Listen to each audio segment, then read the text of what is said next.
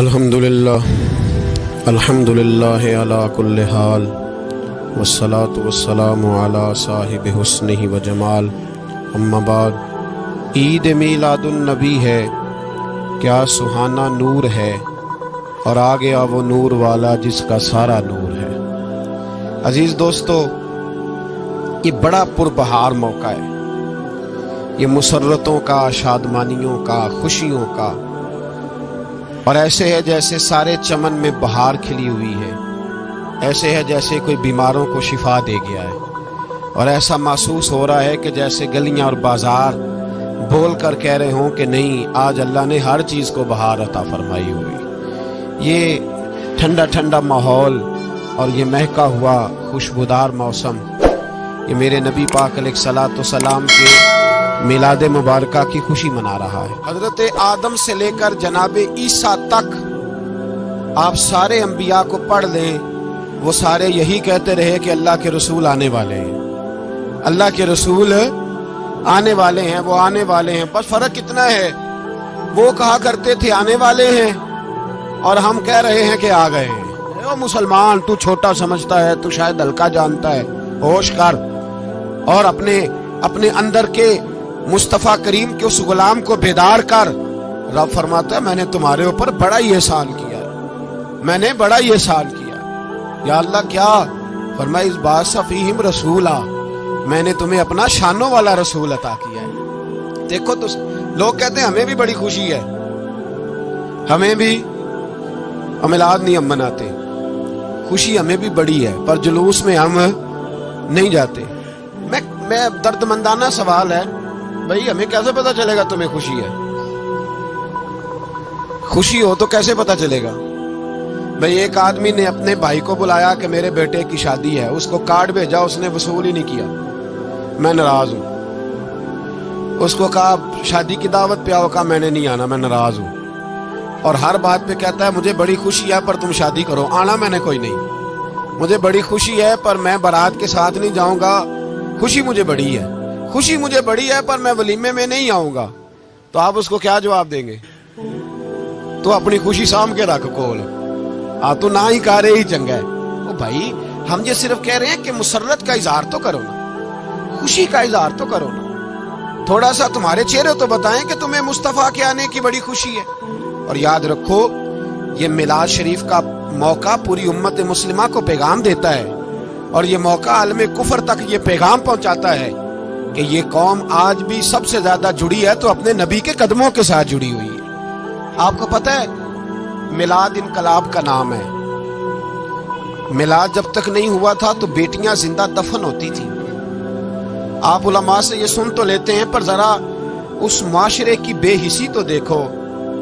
बेटी जान होती है बाप की, बेटी रौनक होती है घर की। ओ भाई, बेटी जो इतने वकार वाली हुई, तो आप पढ़िए ना, हजरत दाहिया कल्बी कहते हैं मैं मौजूद था जब वो शख्स आया था। लोग 12 रबीउल अव्वल के इस मामले को मामूली वाकया समझने लगे।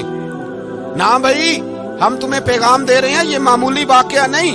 हजरत दाहिया कल्बी कहते हैं उस शख्स ने आके अर्ज की, या रसूल अल्लाह सल्लल्लाहु अलैहि वसल्लम, मैंने 100 बच्ची जिंदा दफन की है, जिंदा दफन। और कहते हैं मेरी अपनी बेटी, मैं सफर पे था तिजारत पे, तो मेरे पीछे से मेरे घर में बेटी हो गई, मेरी बीवी ने अपने मेके जाके छुपा दी।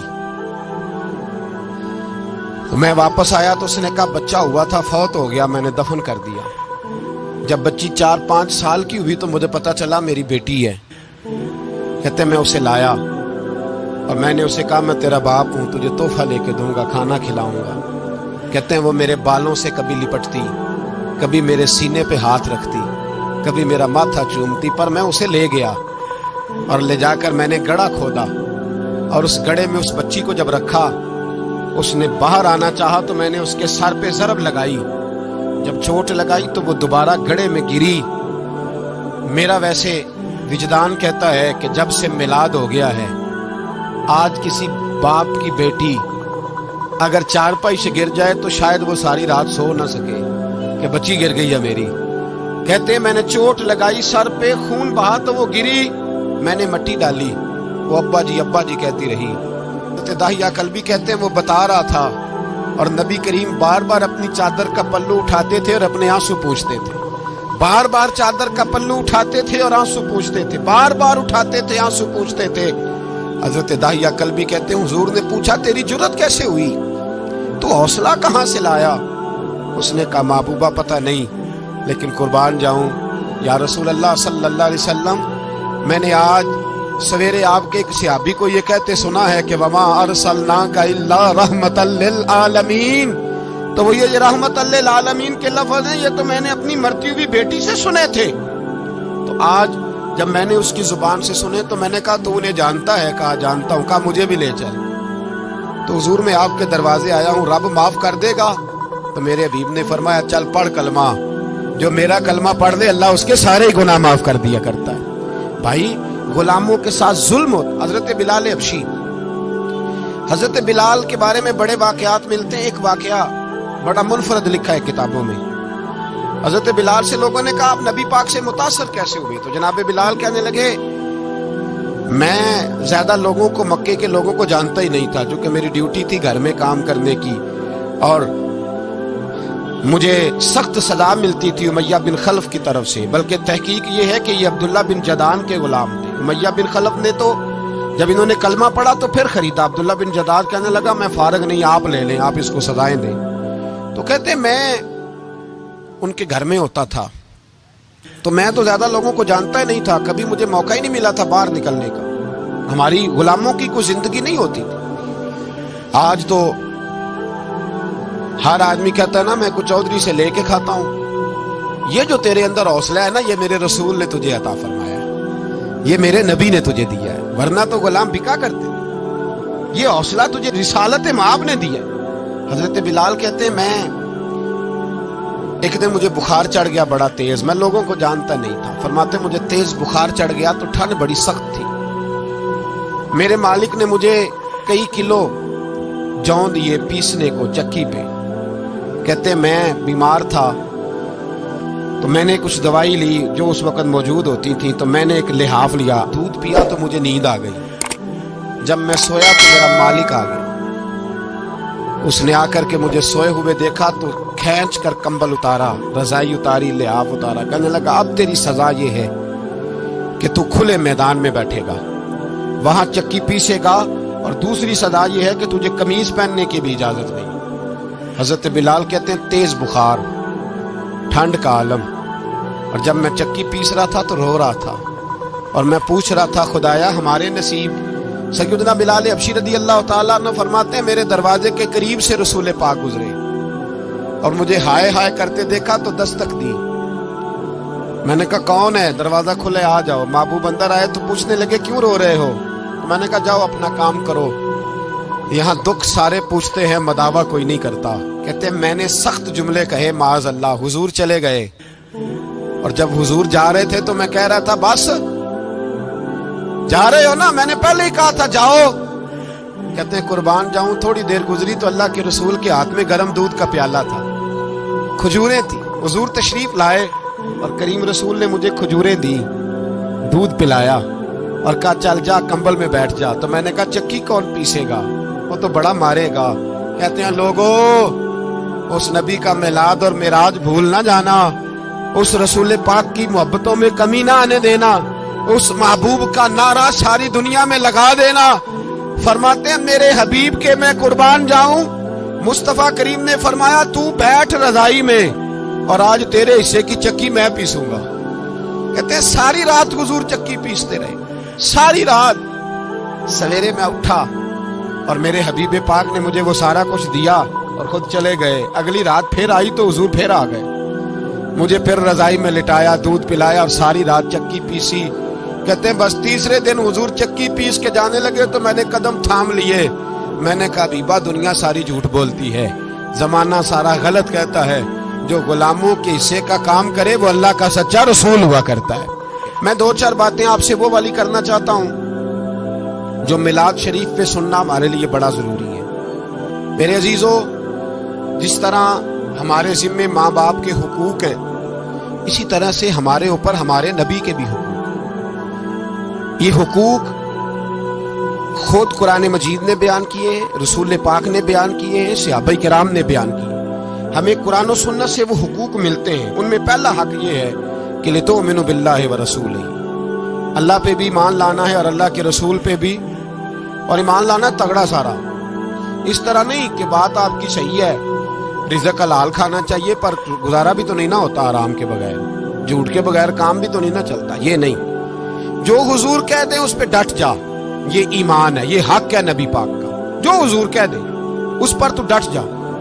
ایک صحابی تھے حضرت سراقہ بن مالک رضی اللہ تعالیٰ عنہ، نبی پاک نے فرمایا تھا اس وقت تک موت نہیں آئے گی۔ کسرا کا ایک بادشاہ تھا، تو وہ بڑے وزنی سونے کے کنگن پہنا کرتا تھا، اور جب وہ کوئی بات کرتا تھا نا، فیصلہ کرتا تھا تو کنگن ہلاتا تھا۔ عرب کے اندر مشہور تھا کنگنوں والا بادشاہ، سونے کے موٹے کنگن اس نے پہنے ہوئے۔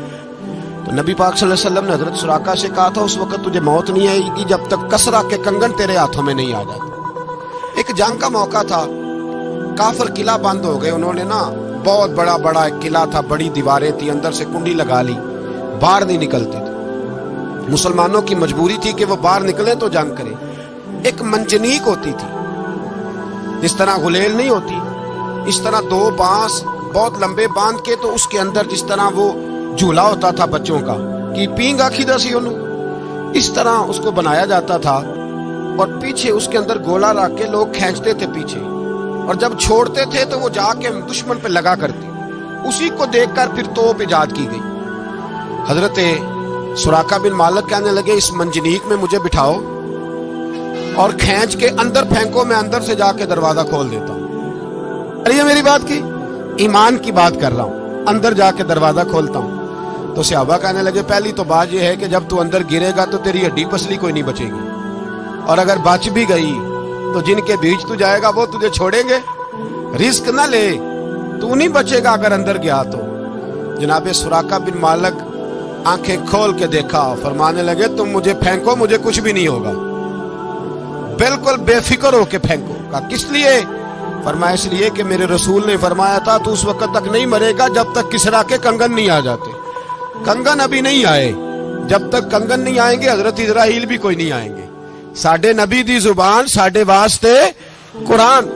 حضرت سراقہ بن مالک کو پھینکا، اندر گئے، گرے بھی، دروازہ بھی کھولا، باہر بھی آئے، سارا کچھ ہوا، اور باہر آ کے لوگوں سے کہنے لگے تمہیں کہا نہیں تھا کہ میرے نبی کے فرمان بڑے سچے ہیں؟ ہوا ہے کچھ؟ زمانہ گزر گیا، حضرت عمر کا دور آیا تو حضرت سراقہ بڑے بوڑھے ہو گئے، یہ آنکھیں جھک گئیں، بال سفید ہو گئے، بیمار ہو گئے، ضعیفی آ گئی۔ اس وقت کسرا کا علاقہ فتح ہوا اور کنگن حضرت عمر کے پاس آئے، تو جناب عمر فاروق رضی اللہ تعالیٰ عنہ نے فرمایا جاؤ بلاؤ سراقہ کو۔ تو لوگ کہنے لگے حضور وہ تو اٹھ نہیں سکتے، بوڑھے ہو گئے۔ فرمایا ایک دفعہ کان میں جا کے کہو تو صحیح، کہو تو صحیح۔ کہتے کان میں جا کر سراقہ کنگن آ گئے ہیں، تو اس بوڑھے کو اللہ نے زلیخا کی طرح جوانی عطا کی، اٹھے۔ اور حضرت عمر کے زمانے میں جب مسجد نبوی بھری ہوئی تھی، کسرا کے کنگن حضرت سراقہ نے پہنے، تو صحابہ پھر میرے رسول کے نعرے لگانے لگے، کہنے لگے دیکھو میرے نبی نے جو فرمایا حق اور سچ فرمایا۔ ایمان کی مضبوطی لائیں۔ مسلمان کمزور باتیں کرتا ہے، اس کمزوری سے باہر آئیں۔ یہ کہتا ہے میں مسلمان ہو جاؤں گا، نمازی ہو جاؤں گا تو دکان کیسے چلے گی، داڑھی رکھوں گا تو حالات کیسے بدلیں گے؟ باہر آئیں، ایمان میں مضبوطی لائیں۔ پہلی بات حضور پہ ایمان لاؤ، دوسری بات نبی پاک کی تعظیم اور توقیر کرو، تعظیم مصطفیٰ کرو۔ کس طرح کرو؟ کس حد تک کرو؟ اس کی کیفیات کیا ہے؟ اس کا طرز کیا ہے؟ کتنی تعظیم کرنی ہے؟ تو وہ بھی عروہ بن مسعود ثقفی نے 1400 صحابہ کا کٹھا عمل بتایا ہے۔ جب وہ آئے نبی پاک کے پاس حدیبیہ کے موقع پر اور واپس گئے تو جا کے کہنے لگے میں دیکھ آیا ہوں، میں نے ساری زمانہ دیکھا ہے، پر جو ادب نبی پاک کے امتی اپنے نبی کا کرتے ہیں وہ میں نے کسی کا کرتے نہیں دیکھا۔ اور وہ ادب کس طرح کا؟ عروہ بن مسعود کہنے لگے ابو سفیان یار میں نے عجیب منظر دیکھا ہے کہ نبی پاک نے ناک سے ریٹھ نکالی ہے، اور عثمان غنی جیسے مالدار آدمی نے اپنے ہاتھ پہ لے کے چہرے پہ مال لی ہے۔ میں نے عجیب منظر دیکھا ہے کہ حضور نے پانی منہ میں ڈالا کلی کرنے کے لیے، اور بلغم مبارک نکلی ہے تو عبد الرحمن بن عوف جیسا سردار اور سیانہ بندہ اس کو لے کے چہروں پہ مال رہا ہے، اور میں نے دیکھا ہے عمر فاروق جیسے لوگ، عثمان غنی، مولا علی جیسے دلیر لائنوں میں کھڑے ہوئے کہ حضور کے جسم سے لگے ہوئے پانی کا ایک قطرہ ہمیں مل جائے اور اس قطرے کے ساتھ ہم اپنے وجود کو مس کریں تاکہ اللہ ہمیں بھی تبرک عطا فرما دے۔ صحابہ نے تعظیم رسالت مآب کا وہ منظر بیان کیا، وہ کیفیات بیان کی کہ لوگ آج شش کر اٹھے اپنے دلوں میں حضور کی تعظیم۔ اور پھر ہے اطاعت رسول، جو حضور کی فرما برداری نہیں کرتا۔ نبی پاک نے فرمایا جو میرا ہوگا وہ میرے ساتھ جنت میں جائے گا۔ تو حضور آپ کا کون ہے؟ فرمایا جو میری مانے وہ میرا ہے۔ جو میری مانے، بول کے بتائیے ہم کس کے غلام ہیں؟ بات کس کی مانتے ہیں؟ بھئی غلام کی اپنی مرضی نہیں ہوتی، اس کی اپنی مرضی نہیں ہوتی، اس کی اپنی چاہت نہیں ہوتی، مرضی وہ جو اس کے آقا کی۔ اگر نبی پاک کے غلام ہیں تو رنگ روپ نبی پاک جیسا ہونا چاہیے، اٹھنا بیٹھنا رسول پاک جیسا ہونا چاہیے۔ اور کس طرح کا ہونا چاہیے؟ لو سنو ایک حدیث، یہ بخاری ہے اور دیگر کتب میں بھی موجود ہے۔ جب حضرت ابوبکر صدیق نبی پاک کو لے کے آئے نا یہاں مدینہ طیبہ، تو مدینے کے سارے لوگوں نے نبی پاک کی زیارت نہیں کی تھی، کچھ نے دیکھا تھا کچھ نے نہیں دیکھا تھا۔ جب یہاں لے کے آئے جناب صدیق اکبر تو کہتے ایک درخت کے نیچے دونوں بیٹھ گئے۔ اب حال یہ تھا کہ جس طرح کے کپڑے حضور کے تھے جناب صدیق اکبر کے بھی اسی طرح کے تھے، جس طرح کا لباس حضور نے استعمال کیا اسی طرح، اور جس طرح کا امامہ جناب محبوب نے باندھا ویسا ہی جناب صدیق اکبر نے۔ اور صحابہ کہتے ہیں اگر امامے کا ایک پیچ کہیں سے حضور کا ڈھیلا تھا نا تو جناب صدیق اکبر کا بھی ڈھیلا تھا۔ اس طرح ہر چیز رنگی ہوئی تھی حضور کے رنگ میں، کچا رنگ للاری والا اے جڑا چڑھدا لیندا رہندا، عشق تیرے دا رنگ محمد چڑھ جائے پھر نہیں لیندا۔ تو کہتے ہیں وہ ساری کیفیات وہی تھی۔ اب مدینے کے جن لوگوں نے دیکھا نہیں تھا نا، کچھ لوگ تو نبی پاک سے سلام لیتے ہاتھ چومتے بیٹھ جاتے اور کچھ حضور کے پاس ہی نہ آتے، جناب صدیق اکبر کے ہاتھ چوم کے بیٹھ جاتے۔ حضرت صدیق اکبر سمجھ گئے کہ لوگوں کو دھوکا ہو رہا ہے، انہوں نے پتہ کیا کیا، ایک چادر لی، موسم تھا گرمی کا اور دھوپ نکلی ہوئی تھی، اگرچہ سائے میں بیٹھے تھے پھر بھی حضرت صدیق اکبر نے نبی پاک کے اوپر سایہ کر دیا تاکہ لوگوں کو پتہ چل جائے جو سایہ کرنے والا ہے وہ غلام ہے اور جس پر سایہ کیا جا رہا ہے وہ آقا ہے، وہ آقا ہے۔ سایہ کر دیا جناب، اب لوگوں کو پتہ چلا۔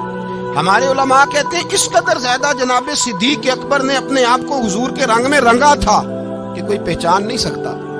یہاں تو بھائی یورپ کے ممالک میں مسلمان حکمران کھڑے ہوتے ہیں تو پتہ ہی نہیں چلتا مسلمان کون سا ہے عیسائی کون سا ہے۔ جس طرح کی پینٹیں ان کی ہیں اسی طرح کی ان کی ہیں، جس طرح کے چہرے ان کے ہیں اسی طرح کے ان کے۔ مسلمان کی انفرادیت ہے، اس کا رنگ روپ بتاتا ہے کہ یہ رسول پاک کا ماننے والا ہے۔ اب یہاں ایک بات اور میں کر جاؤں، لطیف بات ہے، یہاں بزرگ فرماتے ہیں وہ چند منٹوں کے لیے سایہ کیا تھا جناب صدیق اکبر نے نبی پاک کے اوپر، چند منٹوں کے لیے، تو حضور نے اس کا صلہ یہ دیا ہے کہ قیامت تک حضرت صدیق اکبر کی قبر پہ اپنے گنبد کا سایہ کر دیا ہے، قیامت تک کے لیے سایہ۔ اور حضور کا حق ہے،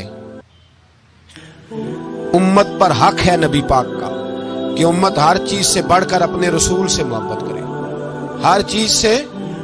ہاں بیٹا زیادہ پیارا نہیں ہونا چاہیے، نبی پاک زیادہ پیارے ہونے چاہیے، مال زیادہ پیارا نہیں ہونا چاہیے، حضور زیادہ پیارے ہونے چاہیے، ہر چیز سے بڑھ کر حضور سے محبت کریں۔ حضرت امام مالک رحمت اللہ تعالی علیہ ہارون رشید کے بیٹے نے کدو پکڑا ہوا تھا، کدو کے ساتھ تھوڑی سی ٹہنی ہوتی ہے، تو وہ جو کدو کو گھما رہا تھا، اس نزاکت کو سمجھے۔ لوگ کہتے ہیں مولوی شور کرتے ہیں، جلوس نکالتے ہیں، نبی پاک کے ساتھ امت کا رشتہ نازوں کی بڑا ہے، اس نزاکت کو سمجھا کریں۔ کدو پکڑا ہوا تھا تو کدو کے ساتھ ٹہنی تھی تو بچہ گھما رہا تھا۔ امام مالک اٹھ کے گئے اور ہارون رشید کے بیٹے سے کہنے لگے بیٹے یہ کدو نہیں، یہ کھانا نبی پاک کی سنت بھی ہے اور کدو شریف حضور کو پسند بھی بڑا تھا، اس طرح کار اس کو نہ گھما، کوئی اور سبزی ہوتی تو میں تجھے نہ کہتا۔ وہ بچہ تھا نا جوان، اس نے توجہ ہی نہ کی، تھوڑا آگے جا کے تو پھر گھمانے لگا۔ امام مالک رحمت اللہ علیہ ہارون رشید کے پاس گئے، کہنے لگے تیرے بیٹے کو 2 دفعہ سمجھایا ہے کہ ہمیں ہر چیز سے بڑھ کر حضور سے پیار ہے اور یہ کدو نبی پاک کی پسند ہے، اس کو میں نے 2 دفعہ سمجھایا پھر بھی کدو کو گھما رہا ہے، اب اس پر حد لگے گی، اسے جرمانہ ہوگا۔ تو ہارون رشید نے بیٹا نہیں دیکھا، रसूलुल्लाह का प्यार देखा।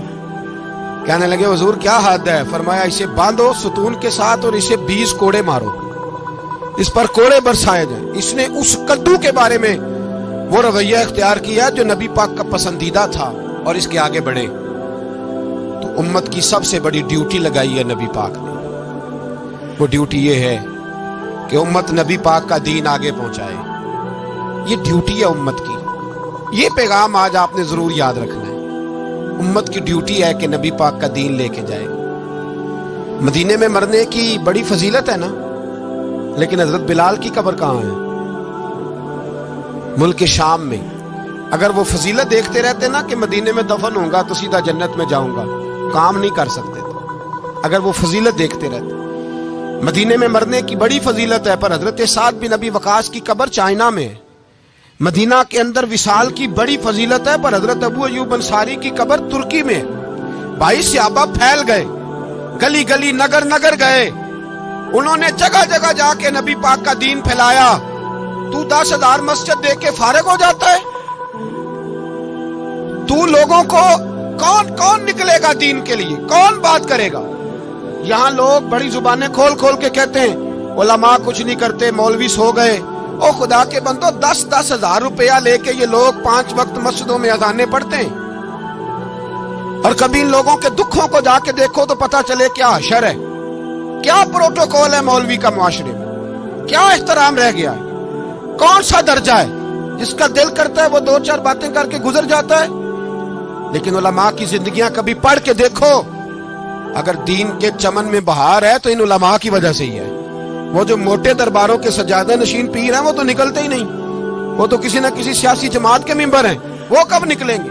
जितने डंडे खाते हैं ये मौलवी खाते हैं, और आपको अंदाजा नहीं, गली गली नगर नगर घूमना फिरता है। रसूलुल्लाह का दीन ऐसे नहीं पहुंच जाता। और यार अभी तक इस उम्मत ने दुआए कुनूत याद नहीं की। रसूलुल्लाह के नाम लेने वालों को अभी तक हुजूर के 10 अशरा मुबशरा सहाबा के नाम याद नहीं। और यारों इतना बड़ा जुल्म के नबी पाक की अज़वाज के नाम याद नहीं। इतनी बड़ी ज्यादती के लोगों को दीन के मोटे मोटे मसलों का नहीं पता। मेरे साथ दाएं बाएं जो लोग रहते हैं मैं उन्हें भी दीन ना सिखा सकूं? तेरी मेरी ड्यूटी है। हक ने कर दी है दोरी दोरी खिदमतें तेरे सुपुर्द, खुद तड़पना भी है औरों को तड़पाना भी है। मैदान में निकलना है करिया करिया, कूचा कूचा, नगर नगर। रसूलुल्लाह सल्लल्लाहु अलैहि वसल्लम के गुलामों, काम अभी खत्म नहीं हुआ। इकबाल कहा करते थे नूर तौहीद का इत्माम अभी बाकी है। अभी दूर दूर तौहीद का नूर फैलाना है।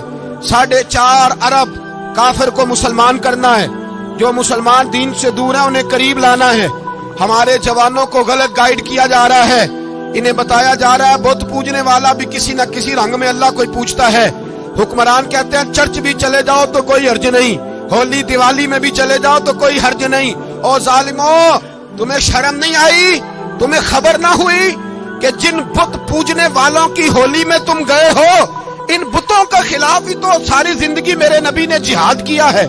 इन बुतों के साथ ही, इन बुतों के मानने वालों के खिलाफ ही तो हुजूर निकले। तुम उनके पास चले गए जिनके खिलाफ हुजूर जिहाद करते रहे। हमें निकलना है, हमें 1 2 3 4 करके। आप यकीन करें, मैं तो कहा करता हूं कोई आदमी अपनी दुकानदारी चमकाने के लिए भी इस दौर में दीन का काम करता है तो उसकी भी मेहरबानी। और चलो नाम तो ले रहा है, कुछ कर तो रहा है। हालात इतने गंभीर हो गए हैं कि आप सोच नहीं सकते। हमारे जवानों को धैर्य बनाया जा रहा है। ऐसी ऐसी चीजें सोशल मीडिया के जरिए हमारे घरों के अंदर आ गई हैं कि हर चीज बिखरी हुई है। मैं मुस्बत बात करने का आदी हूं। मैं ये दरस देता हूं आज के दिन उम्मत मुस्लिमा को। इतना बड़ा पिंडाल और सारा भरा हुआ, हजारों लोग यहाँ आए हैं। अभी एक साथी मुझे कह रहे थे आज तो वाकई आपने ईद बना दी है, इंज तो ईद पढ़न जाहिदा है आज तो आपने। तो मैंने कहा मैं हम कौन होते हैं ईद बनाने वाले? ये तो ईद महबूब को पैदा करने वाले ने बनाई है। ये तो वाकई ईद का समा लग रहा है। अजीज भाई याद रखो, आज के दिन मुसलमान को अहद वफा करना है कि वो हुजूर का दीन सीखेगा भी और सिखाएगा भी। और मेरी अपील है जो आदमी दीन की जहां भी नौकरी कर रहा है, उसका अकीदा अगर ठीक है, वो जहां भी नौकरी कर रहा है, तो मेहरबानी करो हिमायत नहीं कर सकते तो मुखालफत किसी की भी ना।